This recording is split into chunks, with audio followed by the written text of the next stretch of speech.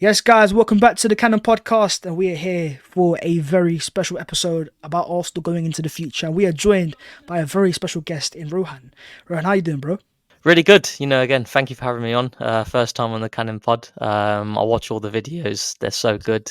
So it's a pleasure to actually be here and sharing it with you. So yeah. This guy is so humble, by the way, that he'll never take the credit that he deserves. He's probably one of my favorite Twitter accounts. I've learned so much from him, and I know he Oh. hates that I'm embarrassing him like this, but he's absolutely brilliant. And I'm so excited to talk about kind of the topic that we're looking at here because I think it's something that excites me the most. I'm always somebody that likes to self-reflect on a season, and I think when you start to have these questions, how do we get over the line? Because we've done such a brilliant job about closing the gap. And I think that, even some of the stuff that Pep has said and even Kyle Walker saying today in terms of how Arsenal continuously close the gap and they can feel them on the heels. Where do you both feel is probably the most important thing that Arsenal can change in terms of trying to get over the line now? We've done a brilliant job with our record against the top six. I think we've garnered 22 points while Manchester City have got 15. So that's a significant 7 point gap. It's not, something small. We've done brilliantly in terms of our out of possession work, definitely being probably the significant outlier in the league in terms of second ball control, out of possession, defensive ability. So what kind of, it could be a tactic, it could be a player, but where do you guys feel that this Arsenal team is missing, considering they've achieved the most wins in a Premier League campaign that they've done, the most goals scored in a campaign that they've done, and probably the best goal difference as well? I don't think we've done the best goals conceded because I do believe that there's been a better time I think we got 15 or 17 in like the 89 season, but it's close. We've done brilliantly defensively. So where do you guys see this team able to improve? I think, look, we've just done the player review in terms of rankings this season, and we saw that we had a lot of players of the season. A lot of players that have performed to a very high standard, and fans have no debates about going into the future. But there's a lot of players that underperformed as well. And the key area behind that was unavailability. So my next step is signing players that actually remain available. And you look at the likes of Declan Rice and the players that we have signed in the past few windows, Mikel's targeted that as a key attribute. Players that can stay fit, can stay reliable, and moving past players like Thomas Partey, who unfortunately doesn't have that same level of reliability. So I think what I want now is a more reliable squad, because I feel like the first team is pretty reliable. We saw the players in the important categories and co, and they've all stayed fit, they've all played a part. Whereas I think the squad players at this stage, we can't really trust upon them. Emil Smith Rowe has a man of the match performance and then gets injured, and you're not quite sure where he is. And Fabio Vieira has the same as well. So for me, my next step is improving the base level of the squad now, where those players can come off the bench. And let's just give you a name like Benjamin Sesko. If you've got him maybe next year starting not off the bench but players involved in the squad now, things are not working out. I think Mikel will trust them more than Eddie and Ketia, and we're able to change the game more often. Yeah. I think there's a lot of, ultimately, when we're talking about improvement, it's not a drastic improvement. It's about getting Arsenal from 89 points to 95 plus. It's that 6 point swing that we need. So it's marginal gains. I put a list out on improvements that I think Arsenal can do next season to take us over the line. I think ultimately, outside of the tactics, there are things such as not losing games in clusters. You can't lose games in clusters against Manchester City, and it's quite incredible how we go all the way back to December as a defining point of the season. That is a testament to how good we have been, but also how good Manchester City have been as well. Where I'm looking at Liverpool away from home, I'm looking at Fulham, I'm looking at West Ham, and obviously you can look at Liverpool at Anfield, it being a good point, but ultimately that cluster, 1 out of 9, is not good enough against the champions, and it's quite funny because in that same period, Manchester City had 4 games in which they were winless. So it's about maximizing those moments when they come your way. And statistically, since Pep has been in the Premier League, if you want to topple him, you have to maximize the first 19 games. We have showed that we can go toe to toe over a significant sample size. In our last 18 games, we won 16, we've drawn 1, we've lost 1. We've gone head to head against them over a significant sample size where the pressure was on, and we were able to keep them under pressure. But we have to maximize those early games.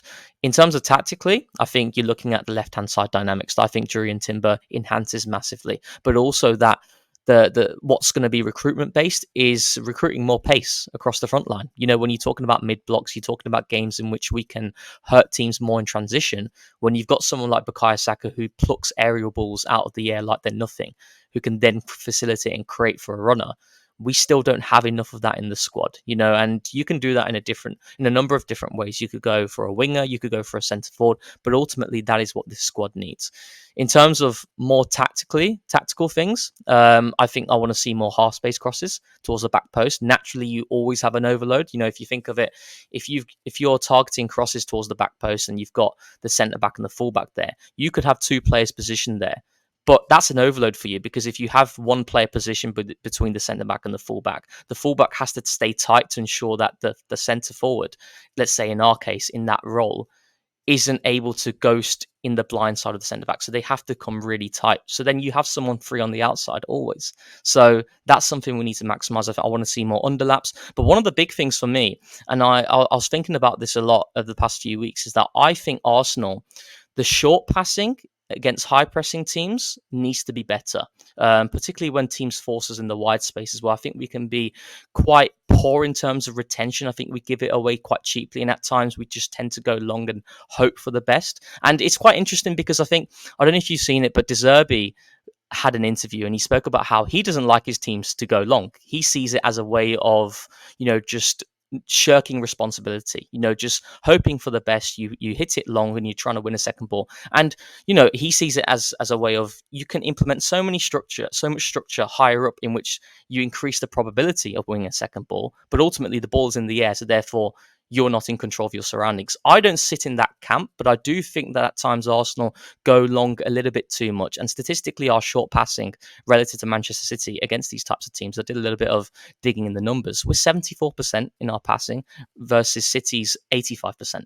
And I think that will allow us to dominate these games a little bit more. And these are just small little margins. It's not a drastic improvement Arsenal need to make, but I think these are things that we definitely need to do better. I also think we need to maximize Declan Rice's ball striking when he's talking about how good he is in terms of just outside the box.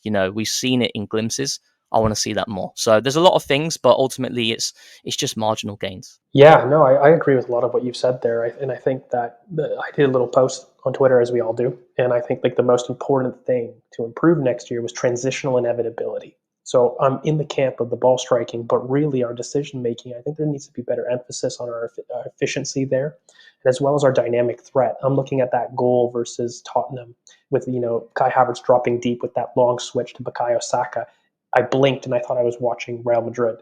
And I think that we need to do that far more often. There's so many times that we create kind of our own mini faux transitions in games that I don't think that we maximize good enough. And, I think that, we add that little slow, fine margin. We start to see, I think, us take a hold of games, particularly against the mid block, which kind of takes me to my next point. I think our performance against the mid block has been our undoing this season. You look at Fulham, you look at West Ham, you look at even Porto, you look at Bayern. You look at games that we've really struggled in, our performance against really effective, high intensity mid blocks is something that I think that if we're able to get over, we really leave ourselves with very little broad game sense to be afraid of. One thing that'll maybe be a little bit controversial is I really want to give freedom to our superstar attackers. I believe that they need to receive closer to goal.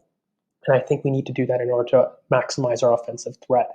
I really agree with Rohan in terms of our left-hand side fluidity and fixing that. But broadly speaking, I don't want to keep proudly saying Bukayo Saka does 3 times the defensive output of his nearest superstar.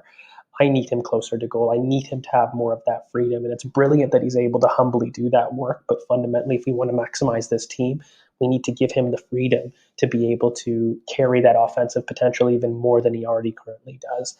And so I think broadly speaking, in terms of maybe specifics about what we need to recruit, there's a lot of ways that you can do it. I think that the biggest thing that this team needs, though, is going to be that transitional inevitability. I'm still not set whether that's a left wing or whether that's a striker, but even you start to look at kind of an overlapping fullback as a potential ability to kind of add to this squad, to add to the dynamism on that left-hand side, to add to that inevitability and transition. I think that is so, so important. So looking forward to next season, there's a lot of ways that we can do this. I think what's exciting, and I don't know about you guys, but I keep making new windows in my mind because there's so many opportunities on the market. And I think that, in order to fix some of these things, a lot of the traits that we've talked about aren't player position. Like we haven't said recruit an 8. recruit a left back, because it's not that simple. We're looking for traits to kind of tweak the team, because generally speaking, we've got a group of 12 to 13 players that I think everybody's very confident in. But then you're looking to add maybe 3 or 4 players to really maximize some of the traits that we're missing, to really improve in that mid-block performance. Because I think you do that, then Arsenal have shown they're brilliant against the top six. They're brilliant against low blocks, by the way. Maybe a bit more effective in central progression that we could do. I think some of our open play chance creation is something that we could improve on a bit. But generally speaking, those mid blocks, you're looking at trying to go over the top of a back line. That's where that half space crossing that Rohan has talked about comes in. I would even argue the switches. I think that we can do a lot better. I know that Mikel has kind of spoken about, or rather Declan did in that brilliant Athletic article about why they don't like long switches. But I still maintain the difference is that Manchester City and Liverpool are second and third respectively in the league, and Arsenal are 17th. So, I mean, this disparity there is really, really large. So while I think there's credit to doing what Mikel wants to do, I think we can strike a little bit of a better balance, especially in those game states. I agree. And I think a massive part is going to be also how we implement our summer transfer plans and how aggressive we are in the market. But I also have to wonder who we have to be ruthless with. You know, there are a few players in the squad right now that we're unsure of as fans if they are a part of our long-term future. But Mikel Arteta will know if they're a part of his first-team squad, and that's what we have to let go. You know, be happy enough to go, look, Emil Smith Rowe, we know you're an amazing player on your day, but we don't see you're part of our current plan. So look, let you go now. Take that money right now and invest that in other players elsewhere. So I guess my real question is, who are those players that you're thinking these players aren't a part of my future next season, and players that I need to be ruthless on?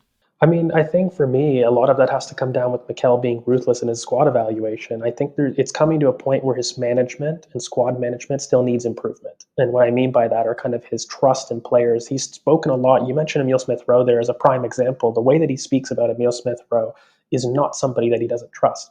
And by the way, in the few cameos that he's made, you know, he goes from man of the match at Luton to then ice and not being used. And then his recent cameo against Everton, he was bright, he was, you know, confident. And so I think from everything that we hear from Mikel, he trusts him, but evidently he doesn't trust him enough to provide minutes. And I think doing something like 500 minutes in the Premier League is not a good use of funds whatsoever. So I worry less about specifics on players, and I think that we just need to be ruthless in terms of trimming the squad. And when we enter the season, I want to enter the season not with a squad group of 13 players that he trusts, but with 17. And we've been saying that for a couple of years, and I think that we can't keep saying every year we're losing 3 to 4 squad players that we thought we trusted, and now we can't rely upon for whatever reason, whatever context. So if you're not going to keep a player like an Emil Smith Rowe, move him on, sell him, and get somebody that you're going to use. But don't say that you trust a player and you're looking at your Fabio Vieira as another underutilized player. You know, you're looking at people like Reece Nelson who have done well in cameos but can't make the matchday squad. You're looking at people like Zinchenko that maybe are arguably third choice left back that could maybe offer you some good fees in the last 2 years of his contract. There are players that we have question marks in the squad, but I just want us to basically enter the season with a squad that he trusts. And if he does do that, then there should be no excuses anymore, in my opinion, for why a player isn't being used. A major question for me, and something I'm looking forward to, is seeing what players we look past this season. So you look at last season, Zinchenko, Jesus and Ramsdale, important first team players you couldn't look past. And now they're not as a prominent part of our first team plans going into the future. Rohan, is there a player in the team right now that you think Arsenal might have that again with, where we fast forward past them in a sense and almost leave them behind? Yeah, I think you look at, like, for example, I think you alluded to, Zinchenko and Jesus.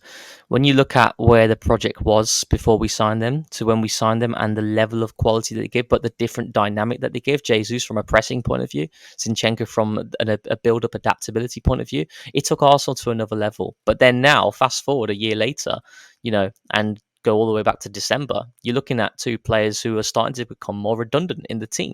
You're looking at Zinchenko, who Erdegaard, I believe that his role and how it's changed from Newcastle away in late November and onwards, more build-up responsibility, plus David Raya being aggressive off his line and the build-up quality that he gives, it's made him more redundant. And I think he's a guy in which you're looking at a player in which was so good for the project, but now if a suitable offer arises, you're looking to maximize from it. And the same with Jesus. And obviously, the argument against Jesus is that he provides versatility. But when you look at the wages that he's on, you look at his availability, which has been inconsistent. You look at the player pre 2022 World Cup to what we see now. It's chalk and cheese. He's lost that level of burst that made him so special, that ability to create in isolation, go past 2 or 3 players and to create different avenues, and that is not a guy that we have seen since that injury. So those are 2 players I'm looking at. I think other players, obviously Reece Nelson, who again, Mikel Arteta, as George alludes to, he speaks really highly about certain players, but you don't necessarily see it in terms of the minutes that they've given, and I think Reece Nelson also sits in that camp. So if you're not going to use him, you have to sell.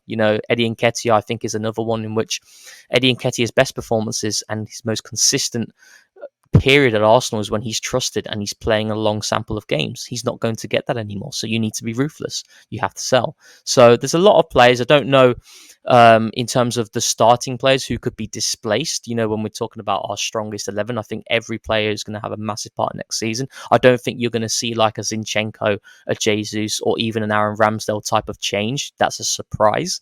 But I do think there's a lot of players within the squad that are not being utilised, and therefore I think we need to maximise it and bring in players who are going to be trusted. So yeah, it's a massive summer that we're going to talk about a lot going into the future. But for now, thank you for watching as always. Make sure to follow Rohan on all his socials as well. And thank you, George, as always. Alex will be back very soon. He is enjoying life in Spain, enjoying his paellas. I'm sure he is. And we'll be back with another video very soon. Take care as always, and peace.